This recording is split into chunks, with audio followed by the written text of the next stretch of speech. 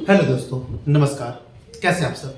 I hope आप अच्छे होंगे और आपका स्वागत है आपके अपने इलेक्ट्रिक यूट्यूब चैनल पे। मैं संतोष कुमार और हम कर रहे थे political science class 12 for CBSE के लिए। और हमने इंडियन फॉरेन पॉलिसी का कॉन्सेप्ट किया था, जिसमें हमने समझा था कि इंडियन फॉरेन पॉलिसी जो है उसकी मीनिंग क्या है, उसके कुछ बेसिक प्रिंसिपल्स के बारे में आज डिस्कशन करने वाले हैं। ठीक है, तो देखते हैं कि इसके बेसिक प्रिंसिपल्स क्या है। इसकी मीनिंग्स के बारे में हमने डिस्कशन कर लिया था और आज हम इसके प्रिंसिपल्स के बारे में पढ़ने वाले हैं। ठीक है, तो देखिए बेसिक प्रिंसिपल्स है फर्स्ट कि the basic principles of India's foreign policy, यानी कि इंडिया ने जो फॉरेन पॉलिसी विदेश नीति एडॉप्ट की उसका प्रिंसिपल्स क्या है। तो देखो सबसे पहली जो प्रिंसिपल्स थी वो है आपकी पॉलिसी ऑफ नॉन अलाइनमेंट, जिसको हम गुट निरपेक्षता भी कहते हैं। ये फर्स्ट प्रिंसिपल, ठीक है, यानी कि पॉलिसी ऑफ नॉन अलाइनमेंट, जिसे हम गुट निरपेक्षता भी कहते हैं। अब ये पॉलिसी है क्या, इंडिया ने क्यों अपनी फॉरेन पॉलिसी में, अपनी विदेश नीति में इसको अडॉप्ट किया। तो देखो इसके पीछे अडॉप्ट करने के पीछे रीजन था foreign policy of independent India advocate the policy of name, इसको हम शॉर्ट फॉर्म में नेम भी बोलते हैं, ये याद रखना, कई बार इसकी फुल फॉर्म आ जाती है नेम की। तो नेम की फुल फॉर्म क्या है, नॉन अलाइड मूवमेंट। ठीक है, non allied movement. Maintaining peace in the world, यानी कि हम चाहते थे कि नेम के जरिए पूरे वर्ल्ड में एक पीस बना रहे, शांति बनी रहे, और इसीलिए हमने नेम को एडॉप्ट किया। Name was advocated by the Nehru to reduce cold war tension and also contribute human resource to even peace keeping operations. जो हमारे उस समय फर्स्ट प्राइम मिनिस्टर थे, कौन थे, नेहरू, पंडित नेहरू। इन्होंने इंडिपेंडेंट इंडिया के लिए जो बेसिक प्रिंसिपल्स बनाए हमारी फॉरेन पॉलिसी में, इन्होंने क्या किया कि उस समय जब कोल्ड वॉर चल रहा था तो कोल्ड वॉर की टेंशन को रिड्यूस करने के लिए और इवन के जो पीस कीपिंग मिशन थे, ऑपरेशंस थे, उसमें इंडिया का पार्टिसिपेशन बना रहे, इसके लिए नेम में पार्टिसिपेट किया। अब क्यों, तो एक छोटा सा एग्जांपल देता हूं मैं आपको यहाँ पे। देखो उस समय जो था कोल्ड वॉर चल रहा था, क्या चल रहा था, कोल्ड वॉर। जिस समय इंडिया इंडिपेंडेंट हुआ उस टाइम पे कोल्ड वॉर पीरियड था। अब जब कोल्ड वॉर पीरियड था, इस समय जो वर्ल्ड था वो 2 पार्ट में डिवाइड था, एक पार्ट अमेरिका और दूसरा पार्ट यूएसएसआर। ये 2 पार्ट थे, यानी एक को लीड कर रहा था अमेरिका और दूसरे को लीड कर रहा था यूएसएसआर। तो ये दोनों पार्ट से बचने के लिए और इन दोनों का दोबारा से कह सकते हो कि इंडिया ना तो इसके पार्ट में शामिल हुआ और ना ही इसके पार्ट में गया, इंडिया ने इन दोनों से अलग होकर नेम को एडॉप्ट किया। और इसीलिए कहा जाता है गुट निरपेक्षता का मतलब ही होता है दो ग्रुप से अलग रहना, दो ग्रुप से अलग रहना या दो गुट से अलग रहना। ठीक है, तो India maintain distance from military alliance lead by USA, NATO and Warsaw Pact. ठीक है, ये यूएसएसआर है, यहाँ पे यूएसएसआर, ठीक है, वार्सा पैक्ट, यानी कि जो मिलिट्री अलायंस थे, 2 अलायंस बनाए गए अमेरिका और यूएसएसआर द्वारा। यूएसए द्वारा जो है वो नाटो बनाया गया और यूएसएसआर जो है उसने वार्सा पैक्ट बनाया। ठीक है, यूएसए गलत लिखा हुआ है यहाँ पे, यूएसएसआर ने क्या बनाया, वार्सा पैक्ट बनाया। ठीक है, तो ये नेम की पॉलिसी हमने अडॉप्ट की। नेक्स्ट देखते हैं कि सेकंड पॉलिसी क्या थी हमारी। तो सेकंड पॉलिसी है हमारी, देखो फर्स्ट फेथ इन डिसर्ममेंट। अभी क्या होता है फेथ इन डिसर्ममेंट, इसका मतलब होता है निशस्त्रीकरण। क्या कहते हैं इसे, निशस्त्रीकरण।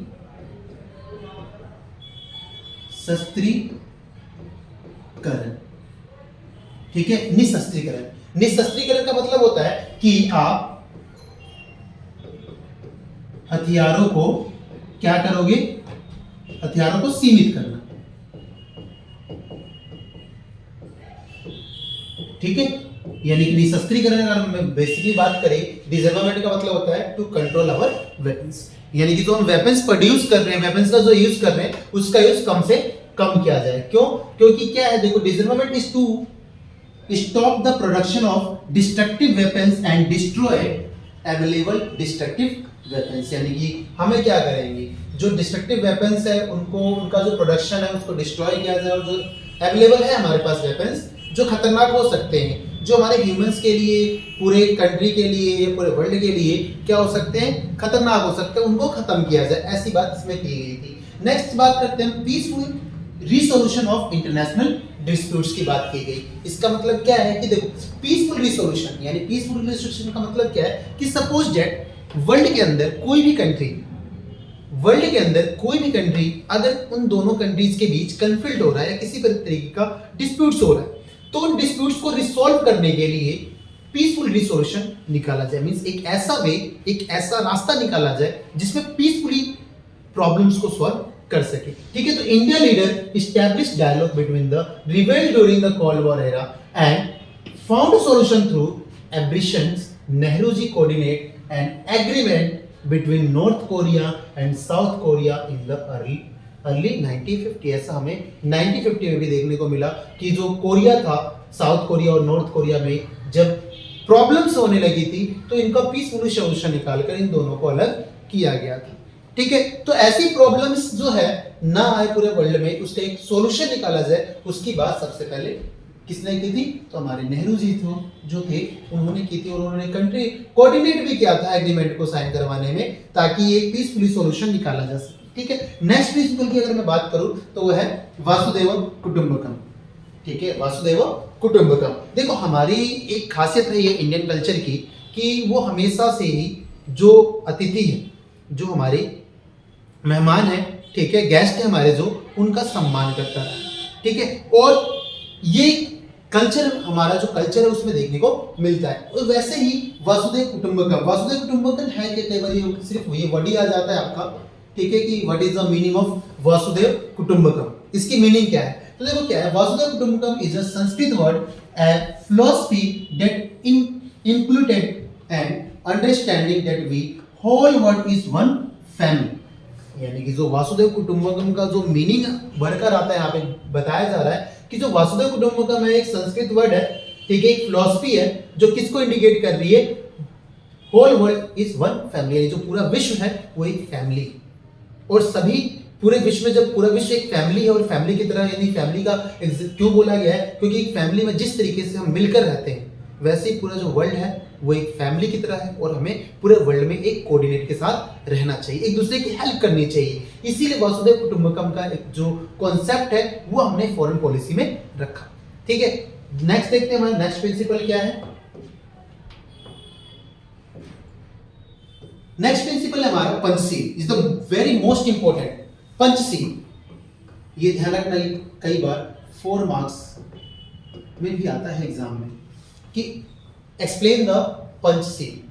पंचशील क्या है, पंचशील बताओ। तो देखो पंचशील है क्या, Jawaharlal Nehru formulated 5 principles of peaceful coexistence among the nation of the world. They are accepted first by the Chinese premier Zhou Enlai in 1954। यानी कि अगर मैं एक सिंपल वर्ड में बोलूं, जो पंचशील है इसमें 5 प्रिंसिपल है। अब ये 5 प्रिंसिपल कौन से थे, ये 5 प्रिंसिपल वो थे जो पूरे वर्ल्ड को एक पीसफुली सॉल्यूशन दे रहे थे, एक पूरे वर्ल्ड को एक पीसफुली कोएग्जिस्टेंस की बात कर रहे थे कि पूरे वर्ल्ड में अगर शांति चाहिए तो हमें इस 5 प्रिंसिपल पे काम करना होगा। और सबसे पहले जो पंचशील साइन की गई थी वो किसके बीच में हुई, तो आपको ये याद रखना है, इंडिया प्लस चाइना। इंडिया और चाइना ने पंचशील पे साइन किया था। इंडिया से पंडित नेहरू थे और चाइना से चाउ एन लाई, जिन्होंने 1954 में एक एग्रीमेंट किया जिसको पंचशील के नाम से जाना गया। अभी जो पंचशील था इसमें 5 प्रिंसिपल थे। कौन से 5 प्रिंसिपल थे, तो ये 5 लिखे हुए यहाँ पे।